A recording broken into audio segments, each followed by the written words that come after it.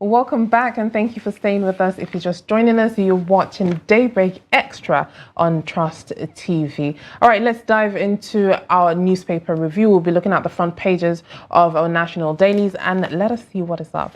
On Weekend Trust, we'll be starting with Weekend Trust. On Weekend Trust, right boldly in front, we have a head neck.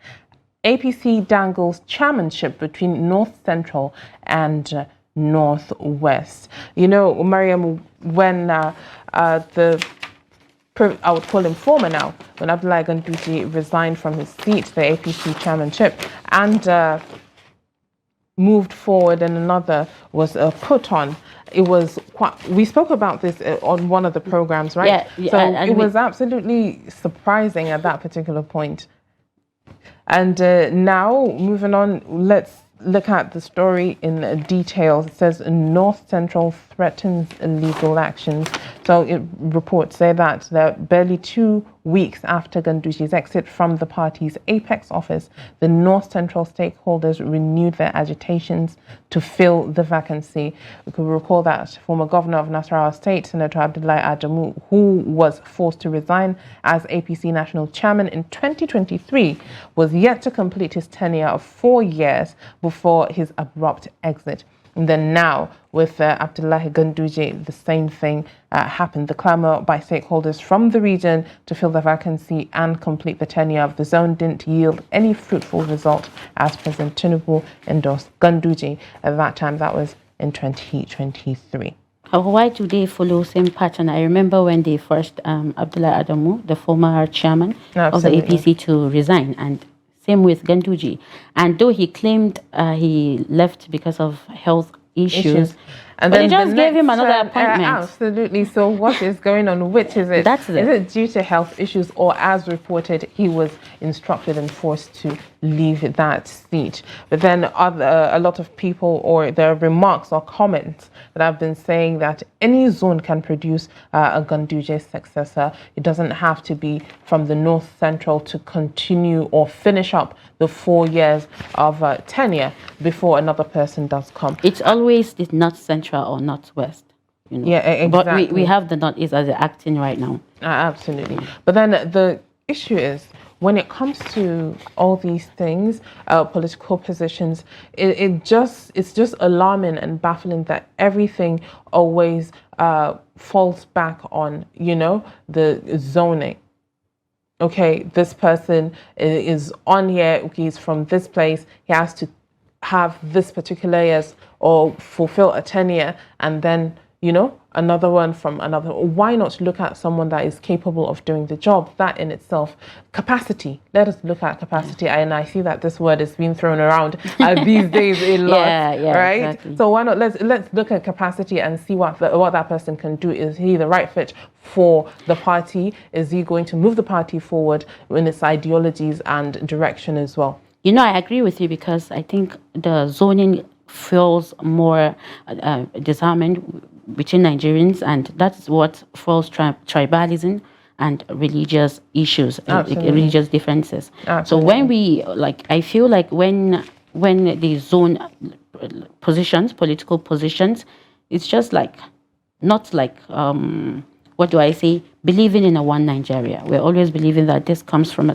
different person and this person comes from a different zone. Absolutely. And that will only fuel our indifference. Yeah, absolutely.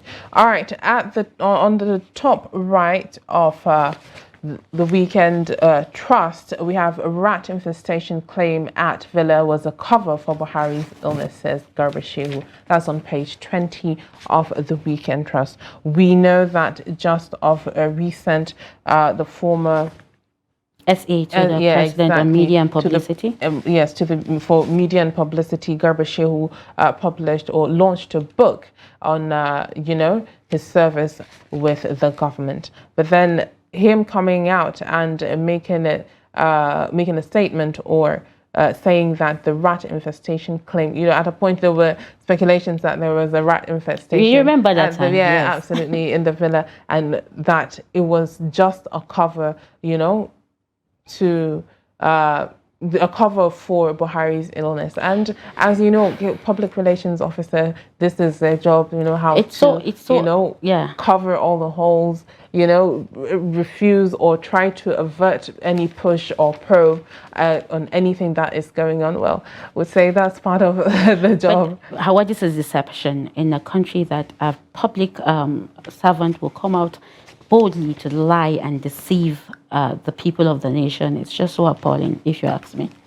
Well, when we look at it, we know that no matter what it is, when it comes to, publicity, media and publicity, especially for someone in a position of power, a seat of power and governance, that there are situations where things have to be, covert. Not everything has to be known. So at the end of the day, sometimes it might be, due to the fact that that is his job.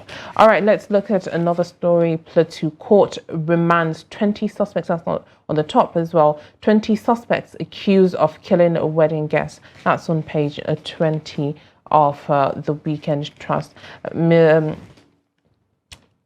to be honest, if this judgment is expedited and, justice is served, that would be amazing, due to the fact that these people are innocent people traveling for a wedding and they were attacked. That was so devastating to see that particular situation. This is really a heartbreaking story. Absolutely. Yeah. And I hope justice will be served at the end of the day. All right, we have 2027, more governors eye a Senate. All right. So we're back at it again. The politics is still playing. And, with the complaints of those people in power being recycled, and now speculations of more governors eyeing the Senate. So they're moving from one to the other. They're not trying to let up and, give space for fresh blood, people that have not or been there, show what they're capable of doing. That's on page 12 of the Weekend Trust. All right, at the bottom, we have NNPCL considering sale of refineries or jewelry. That's on page 20 of the Weekend Trust as well. All right, just yesterday or day before yesterday, there was a statement by Dangote saying that those refineries are redundant, and trying to make those refineries work is like trying to jumpstart or revamp a 40-year-old car. It can never be new and it can never work as the new. And he was saying that in comparison with his own refineries in Lagos. There's always there's also news speculations and news actually that the NNPC boss mentioned that the refineries might be up for sale. Absolutely, that is what we are seeing here. All right, we have bandits kill 7 passengers and abduct others along Zamfara Road. To be honest, I cannot wait for a time where we would see that all these are in the past. It has stopped. It's halted. And, people are back to normal, feeling more secure in their environment, in their community as well, while traveling. Like, it's just sad that whenever you're going to travel, you have to be cautious, and you're always scared that something might happen, especially on roads that, those kind of things frequent. And at this particular point, we would have to commend our security agencies, the police and the military, because at this point, they're doing a lot when it comes to curbing all these insecurity and banditry as well. All right. Let's move on to the next newspaper to review. Mariam, what do we have? So the next newspaper to be reviewed is The Guardian. In The Guardian newspaper, boldly written as 2027 election, hurdles before APC coalition as Nigerians weigh options. It's still about the ADC coalition. Absolutely. And I know we will continuously, talk about ADC coalition, talking about that up until 2027. And my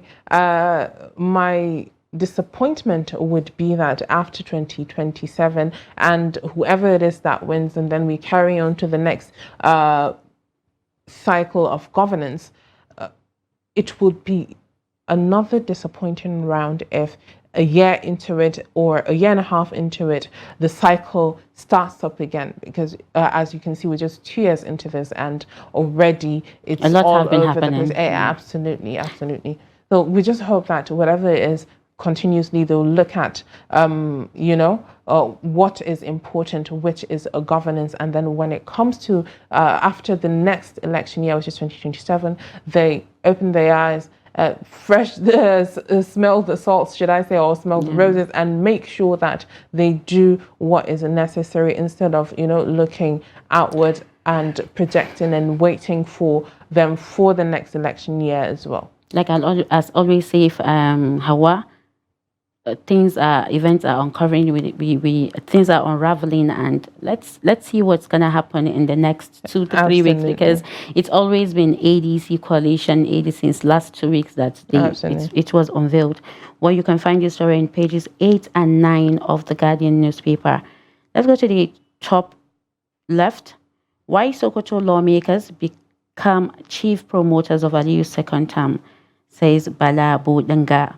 Well, if you want to know what this is about, go to page 11 of The Guardian. At the top right is Idowu's Echoes of Innocence, Unites APSA Alliance Francais. You can find this story in page 15 of The Guardian.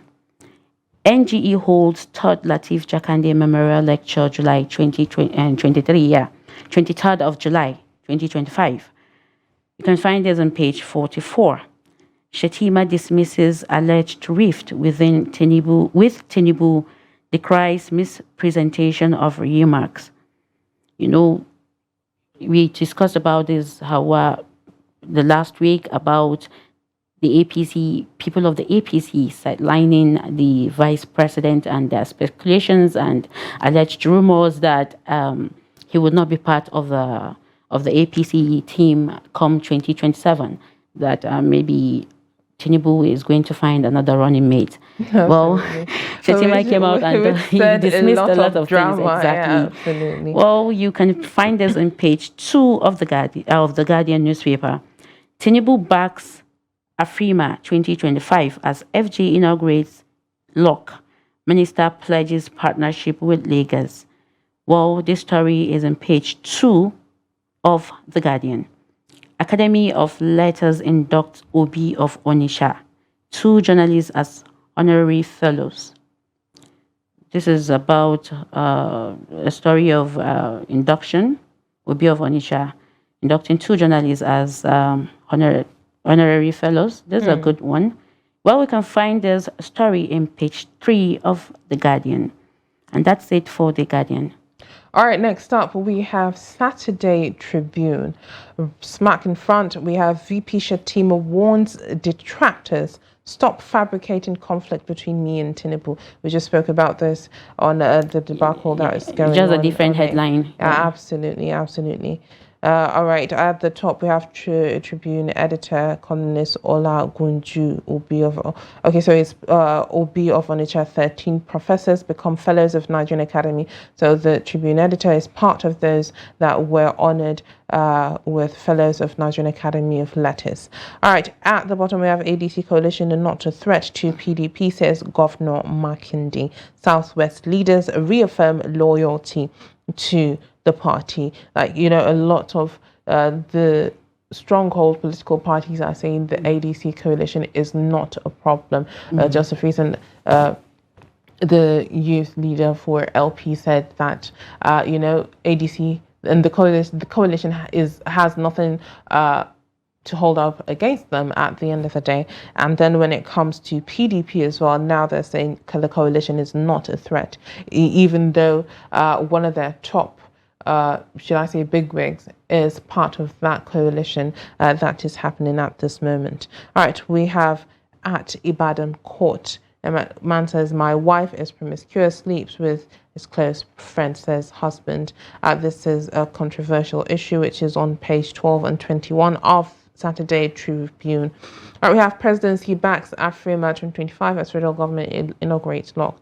we have Olubadan's death dashes hopes of intending chieftaincy title holders in Ibadan. That is on page 3 of the Tribune newspaper. That is quite, should I say, shocking. People of the Olubadan just died just of recent, and his family, his friends, those who care about him, the whole community is mourning.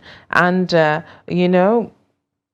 some people that might be anticipating a chieftaincy title would be sad due to the fact that, okay, that would stunt or halt it, and the next person might not, be in that space of granting them that chieftaincy, which, actually, I would say to each his own, because everybody has their own issue or their problem. All right, at the bottom we have local government. Paul Sanwo-Olu urges Lagosians to trip out today. That is on page 10 of the Saturday Tribune.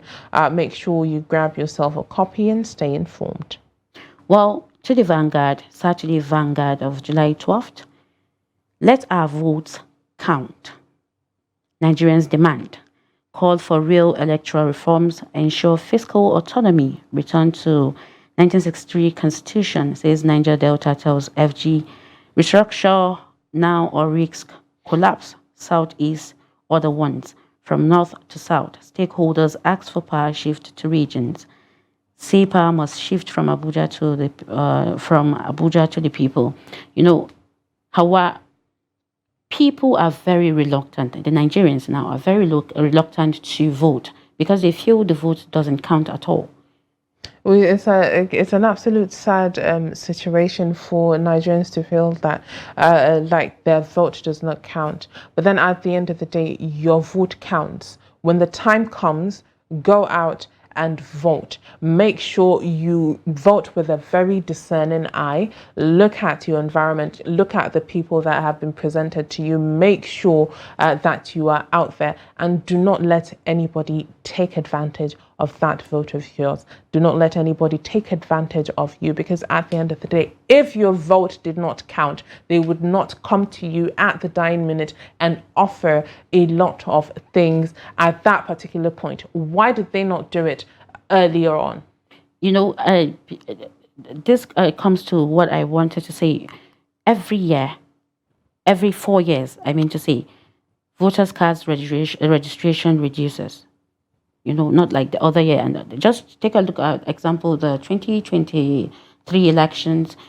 Just like ask a Nigerian to explain or define Nigerian politics for you, and the first thing that comes to his mind is violence, chaos, tawdry, ballot paper stealing and what have you, grabbing and what have you. So some people do not. It's not like some people do not want to vote. Some people are even scared to go to the voting ground. So let's go to the next story. Experts react as Dangote declares NNPC refineries unworkable. You can find this on page 5. Is Shettima rebelling against Tinubu? No, his remarks not linked to it. Fubara presidency. You can find this on page 6 of Vanguard. In the top right, I will probe Obaseki in Edo, says Okpebolo. You can find this on page 5 of the Vanguard. All right, that's all for the Vanguard. All right, Miriam. All right, next up we have Saturday Punch. Right in front we have flood alert, panic in 20 states as residents vacate high-risk areas. It's quite sad that we are still dealing with this kind of situations at a particular point. To be honest, some situations cannot be averted or avoided, but then when it comes year after year, we have 20 states here in panic, and residents need to vacate due to high risk areas, and the government ally fears residents demand better response plans. Environmentalists fault states over poor flood preparedness, and I would say that as well. We have very, very poor flood preparedness. At the end of the day, we have forecasts that can predict, the weather situation that might happen. And we know that every year we have the rainy season. We know that every year there are areas that need to be looked at, and those areas are not taken care of. And then the next year comes and it's still the same situation. It's becoming very redundant. And then at the end of the day, it shows carelessness and callousness due to the fact that people are losing lives and properties. Just look at what's going on. What happened in Mokwa? What happened? Yeah, exactly. What happened in Mokwa was not due to the excess rain or flooding. It was due to infrastructural issues, lack of drainages and what have you. Absolutely. So that in itself as well, look, it shows negligence when it comes to taking care of the people's need. So anytime I read about sad stories about flooding, the first thing that comes to mind is, how will you just tell the people to leave where they are, where they're based? Exactly. Why are they going? These people, some of them cannot even afford three meals a day, and you're telling them to leave their houses to go where? In other places they provide shelters, or there are shelters for emergency situations, especially when it comes to flooding, when it comes to earthquakes, when it comes to anything that affects or that pertains natural disaster. So Nigeria, why are we not prepared? Why are we always not prepared?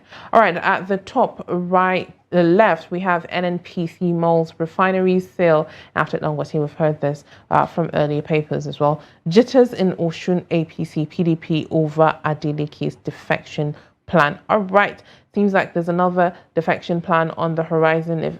If Adeleke, who is a stronghold in APC as well, and if he defects to PDP, that is another case as well, because we've been seeing a lot of people from the PDP defecting to the APC, and now maybe having Adeleke defecting to the PDP maybe is going to be a stronghold for them as well. All right, at the top we have Iyabo battles Liz and during threats after office fire. We are going to talk about that in our social media absolutely stories. In details when we come to our social media and other stories segment.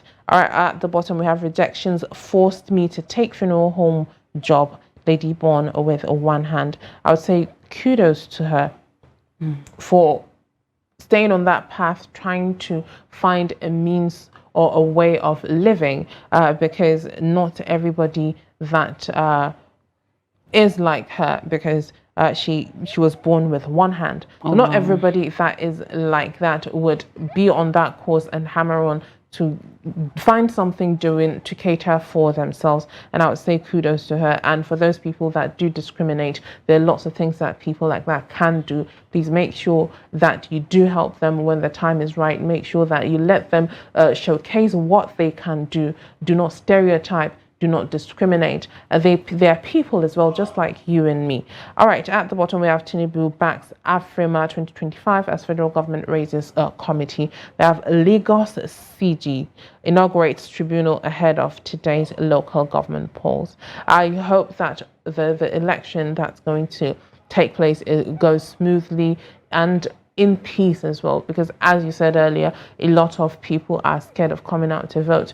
People are very scared, actually. Absolutely, because of the violence. And just a recent report from Lagos, a lot of people complained that they wouldn't even want to go out to vote because they feel their votes do not count due to the fact that they say the results have already been predetermined. The winner has already been predetermined. So why would they go out and vote? But please do go out and vote. And I hope that the voting process would go smoothly and as well as in peace. We have ex-diplomats differ on federal government's response to United States visa restrictions. A lot of people are saying that the United States is coming hard on Nigeria when it comes to these visa restrictions. But then from the Foreign Affairs Minister, Togar, he speculated that it was due to the fact that Nigeria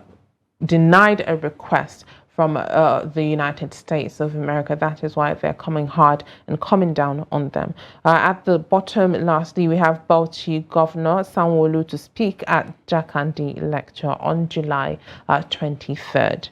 That is all we have on Saturday's Punch. Make sure you grab yourself any of the copies of these national dailies so that you can stay informed and updated. And that's it for today on the national dailies. Let's go on a quick break, and when we're back, we'll open on the phone lines to have a discussion on economic hardships and its impact, the impact it has on cultural event. Stay with us.